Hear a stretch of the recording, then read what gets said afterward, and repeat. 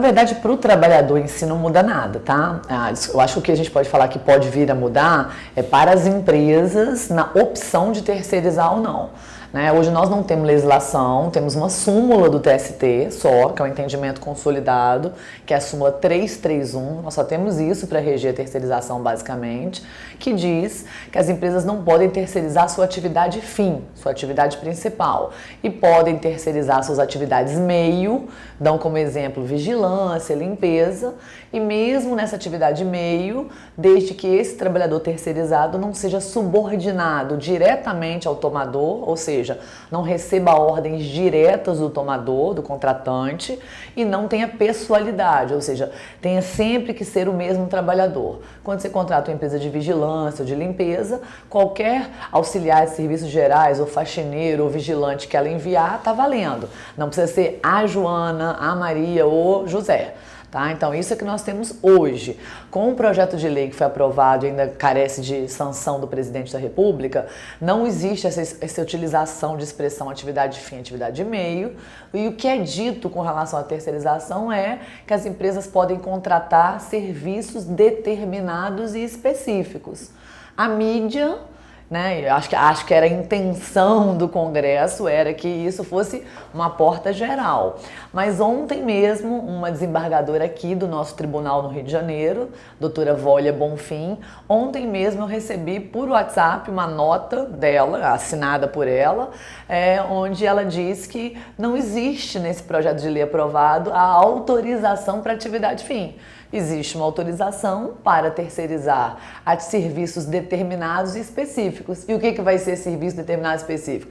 Mais uma briga para o judiciário dizer que não é atividade fim, é apenas um serviço determinado e específico. Então, se a ideia do Congresso era realmente liberar geral, como se tem vendido na imprensa, não foi bem escrito e já vai dar margem a problemas.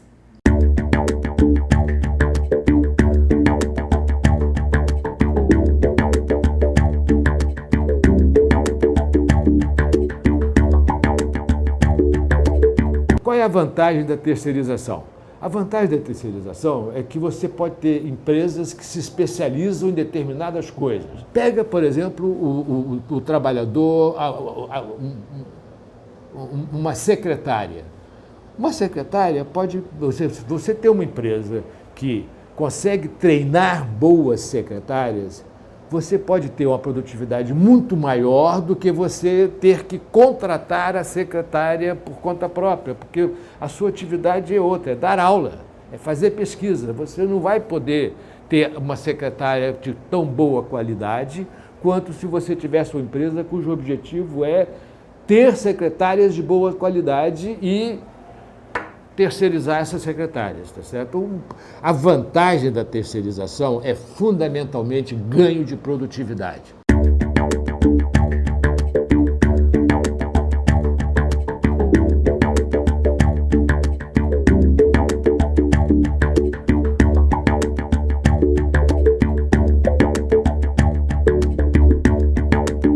Os mesmos direitos trabalhistas de um trabalhador normal. A diferença da terceirização é que eu tenho uma empresa intermediadora, né? Então, eu, contratante final, contrato uma empresa e essa empresa tem os seus trabalhadores e aloca para fazer o meu serviço. Ou aloca nas minhas dependências ou aloca nas dependências dela própria. Mas se esse trabalhador ele preenche os requisitos da CLT, ele é um trabalhador habitual, subordinado, que recebe ordens, que recebe salário, que a gente chama de onerosidade, né? O contrato de trabalho é um contrato que não é gratuito. Ele vai ter todos os direitos trabalhistas normais. A diferença é, quando ele é meu empregado direto, ele tem um enquadramento sindical da minha categoria, da contratante. Se eu pago ticket de refeição, ele também tem que receber ticket de refeição. Se eu faço um determinado treinamento para os meus trabalhadores, ele vai ter esse treinamento. E quando eu terceirizo esse serviço e ele é empregado de uma outra empresa, ele vai ter o enquadramento dessa outra empresa, ele vai receber os benefícios dessa outra empresa, ele pode vir a ganhar menos, e isso gera uma quebra de isonomia, isso gera direitos distintos para trabalhadores que às vezes trabalham lado a lado. Mas isso o próprio judiciário já vem condenando e dando uma isonomia de benefícios quando se verifica essa fraude. Quando se verifica que tem 3 trabalhadores trabalhando na mesma sala, um é empregado direto, os outros 2 são terceirizados. Mas eles fazem as mesmas coisas, subordinados às mesmas pessoas.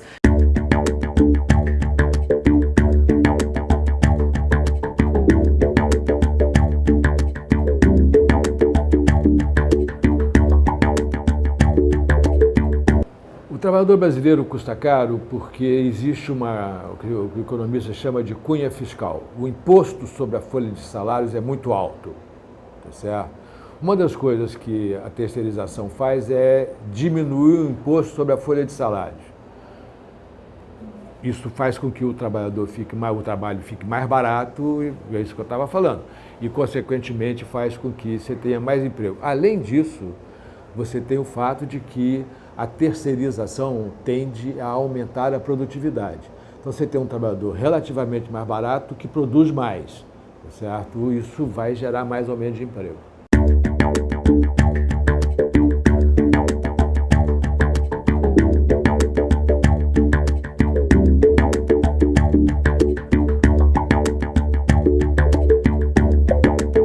Isso também não vai mudar, tá?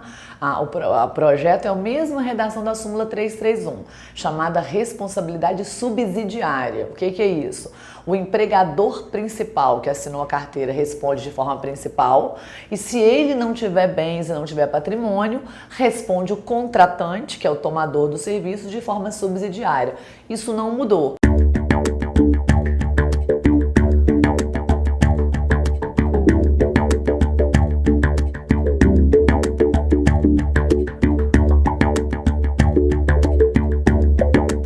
É difícil saber o que vai acontecer com o salário do trabalhador. Vai depender de oferta e procura, tá certo? Se a economia estiver crescendo e a taxa de desemprego estiver caindo, o salário vai aumentar. Se a economia estiver entrando em recessão e o desemprego está aumentando, o salário vai cair, tá certo? Então, o que acontece é o seguinte, a CLT, a Justiça do Trabalho principalmente, ela tende a proteger o salário do trabalhador. Só que isso faz com que, para você gerar a mesma taxa de inflação, a taxa de desemprego tenha que ser muito maior. Então, o cara que ficou empregado ganha, enquanto que o cara que ficou desempregado para reduzir a taxa de inflação perde, tá certo? Então, você tem esse problema. A terceirização vai ajudar a minimizar, a diminuir a perda do cara que ficou desempregado. Porque o salário do cara que ficou desempregado agora vai ser mais flexível ao aumento do desemprego. Então, o que vai acontecer é que você vai precisar de menos desempregados para gerar a mesma taxa de inflação. Tá certo? A inflação depende de oferta e procura. Então, quanto menor a procura em relação à oferta, menor a taxa de inflação. Se você está com excesso de procura, excesso de demanda, a inflação sobe. Aí o Banco Central aumenta juros. Por que o Banco Central aumenta juros? Para diminuir a procura por bens e serviços, porque a inflação está alta.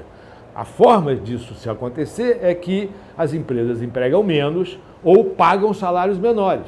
Como a Justiça do Trabalho protege o salário do trabalhador, as empresas têm que desempregar mais gente. Então, isso vai ajudar a diminuir a taxa de desemprego nesse sentido, tá certo? Pode até diminuir o salário nesses momentos em que a taxa de desemprego está aumentando para diminuir a inflação, provavelmente vai diminuir o salário do trabalhador que ficou empregado. Mas isso não é ruim. Isso significa o seguinte, você está dividindo melhor os custos da estabilização. Em vez de você concentrar o custo no desempregado, você vai dividir um pouco, quem vai pagar vai ser o trabalhador que ficou empregado, que vai receber um salário um pouco menor, e você vai ter menos desemprego.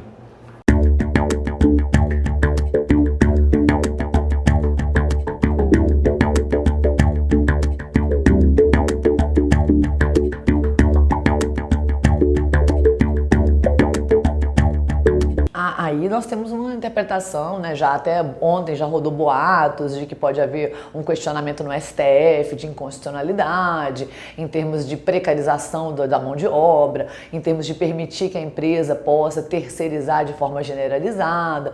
A preocupação de todo mundo que estuda o projeto, que fala em terceirização, quem atua no direito do trabalho, juízes, advogados, é que se não houver essa preocupação que eu disse a você de uma isonomia, pode acontecer da empresa terceirizar qualquer das suas atividades e ter esse desnível entre trabalhadores diretos e trabalhadores terceirizados fazendo as mesmas coisas, com menos proteção, com menos direitos, com menos benefícios, e é isso que na verdade ninguém quer. A terceirização em si ela não é maléfica, você buscar parceiros que têm uma especialidade numa área, né? Então você tem um escritório de advocacia, que é meu caso, eu não entendo de informática, então contratar um parceiro que entenda de informática, isso nada disso é maléfico, é um ganho operacional.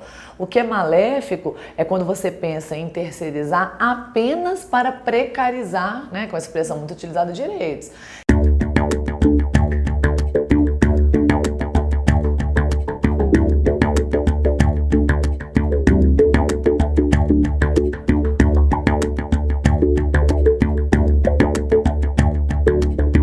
Como eu disse, ele não vai perder de nenhum direito, porque ele é um empregado regido pela CLT. O que ele pode perder de direitos é uma distinção entre os benefícios do plano de carreira, o tratamento dado ao empregado direto e ao terceirizado. Mas os direitos trabalhistas ele tem que ter, porque ele é empregado da terceirizada.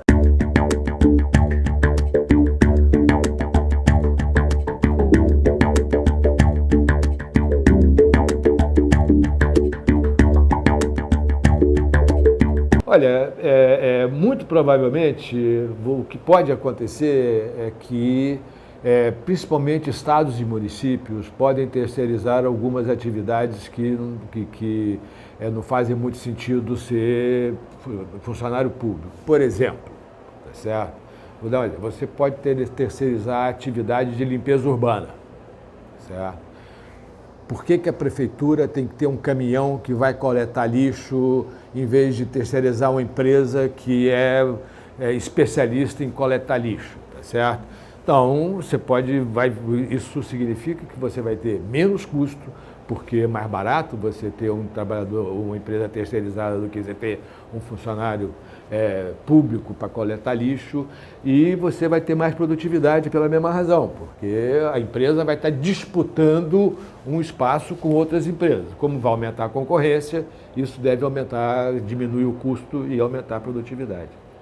Se a área pública também puder terceirizar sem se preocupar em fazer concurso público, é evidente que isso é um problema.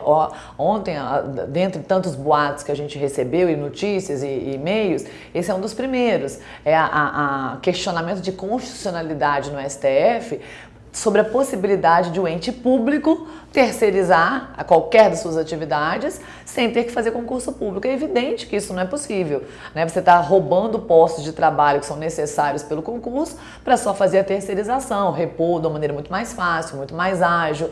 Isso com certeza vai ser um problema. E vai ser um problema muito maior se no STF, que está empatado 5-5, né, essa decisão sobre subsidiariedade do ente público, se ele vai continuar respondendo ou não, está empatado 5-5, e o ministro Alexandre Moraes vai desempatar. Você imagina se houver uma permissão de terceirização livre na área pública e ele ainda desempatar para dizer que o Estado, né, o ente público, não vai responder de forma subsidiária. Aí realmente é o caos para o trabalhador na área pública.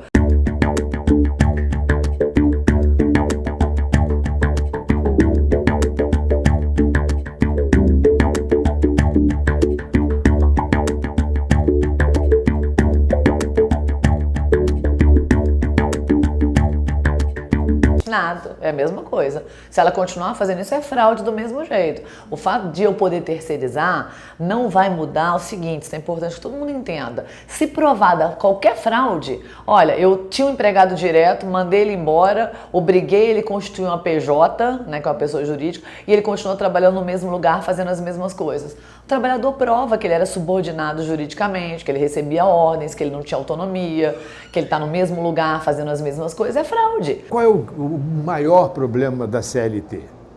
um dos maiores problemas da CLT. Um dos maiores problemas da CLT é incerteza.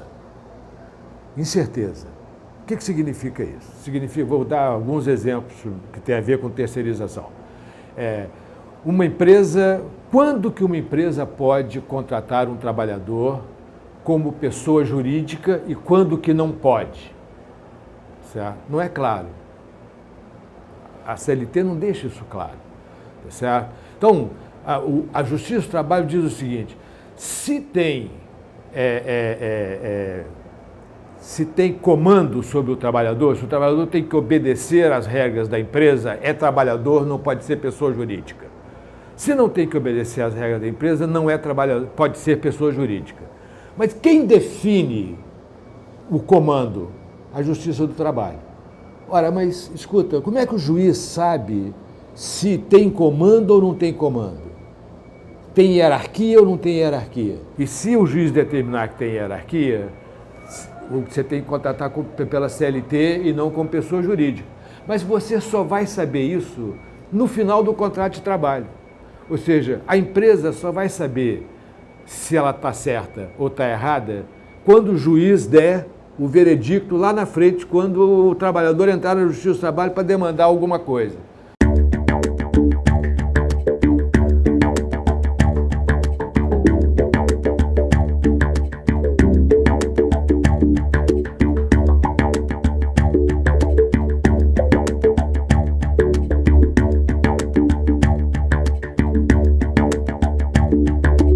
Bom, primeiro é o seguinte, eu não sei o que é direito fundamental. Certo? Eu não sei não significa que eu sou contra. Eu não sei significa que eu não sei mesmo. Esse termo, direito fundamental, é usado com uma amplitude que eu não entendo muito bem por que tão amplo. Tá certo? O que significa de verdade direito fundamental? Não é nada claro para mim, eu não sei. Quer dizer, quando o cara fala, pô, mas está infringindo direitos fundamentais, eu acho o seguinte: direito fundamental é liberdade, tá certo? E direito à vida. Isso para mim é direito fundamental, tá certo? Além disso, eu não sei mais o que é. Pode ter mais coisas, eu não estou falando que não tem, eu só não sei. Então, quando tem essa crítica de estar ferindo direitos fundamentais, eu sempre pergunto: e quais são esses direitos? Tá certo? Me diz quais são esses direitos. E aí a gente conversa. Então, esse é o primeiro ponto. A segunda coisa é o seguinte, olha aqui, ó, eu gosto de dar um exemplo. O exemplo é o seguinte: isso aqui é um smartphone, né? Se a legislação nos Estados Unidos fosse igual à legislação brasileira, isto não existiria. Não existiria. Seria tão caro produzir isso que ninguém ia comprar. Porque isso aqui é tudo produzido via terceirização. É tudo terceirizado, tá certo? Nesse caso aqui, a empresa planeja e pensa o produto, tá certo? Descobre o que fazer, como fazer, etc. E terceiriza toda a fabricação, toda, em outro país, que não tem nada a ver com o país onde a empresa é sede. Como tem milhões de coisas aqui dentro, a economia que você consegue com a terceirização é muito grande. Isso diminui muito o preço dos bens em geral. Na verdade, quer dizer, as pessoas não perceberam uma coisa. Desde que esse processo de terceirização começou lá no final dos anos 50, tá certo? No mundo, os preços dos produtos industriais despencaram. Isto nós devemos à terceirização. Nós devemos aos ganhos de produtividade gerados pela terceirização e pela globalização, que é uma coisa, foi a globalização que gerou a terceirização neste caso aqui, tá certo? E mais, este processo tirou mais de 1 bilhão de pessoas da pobreza no mundo. Este processo de terceirização e globalização tirou mais de 1 bilhão de pessoas da pobreza no mundo. A pergunta que eu faço é o seguinte: por que esse processo vai gerar mais pobreza no Brasil? Alguém perdeu, é óbvio. Alguém vai perder, tá certo? Por exemplo, os trabalhadores da indústria americana, tá certo, de automóveis, perdeu. Perdeu, porque uma parte grande da indústria de automobilística se mudou para o Japão e para a Coreia. Em compensação, os trabalhadores da indústria automobilística do Japão e da Coreia ganharam uma enormidade. O que acontece é o seguinte, qualquer mudança tecnológica, isso é uma mudança tecnológica, é uma mudança tecnológica na organização do trabalho. Qualquer mudança desse tipo gera deslocamento, não tem jeito. Tá certo? Em compensação, gera progresso. Progresso é isto. Sem isso, não tem progresso. Não tem progresso técnico. Tá certo? Sem esses deslocamentos, não tem progresso técnico.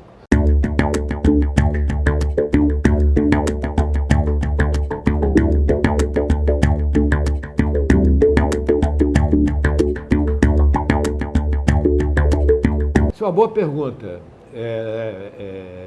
Não é claro. Vai depender de duas coisas. O ponto é o seguinte, o trabalhador terceirizado, provavelmente, uma das razões pelas quais ele é mais barato, eu falei, você paga menos imposto sobre a folha. E uma das coisas é que provavelmente você vai ter uma alíquota menor. O trabalhador vai entrar numa alíquota menor do que ele entrou quando estava lá como CLT. Tá certo? Provavelmente, não é certo também. Em compensação, você provavelmente também vai gerar mais emprego. Então, vai depender da elasticidade dessas duas coisas. Se realmente tiver uma redução da alíquota de imposto de previdência, mas ao mesmo tempo você tiver um aumento do emprego formal, que compensa essa redução de alíquota, você vai ter ganho na previdência. Se não tiver esse movimento, se o salário se a alíquota não cair, você não vai ter perda nenhuma. E se não tiver esse movimento, você pode ter perda na Previdência. Eu não fiz essa conta e não conheço ninguém que tenha feito. Mas pode ter um efeito sobre a receita da Previdência, sim.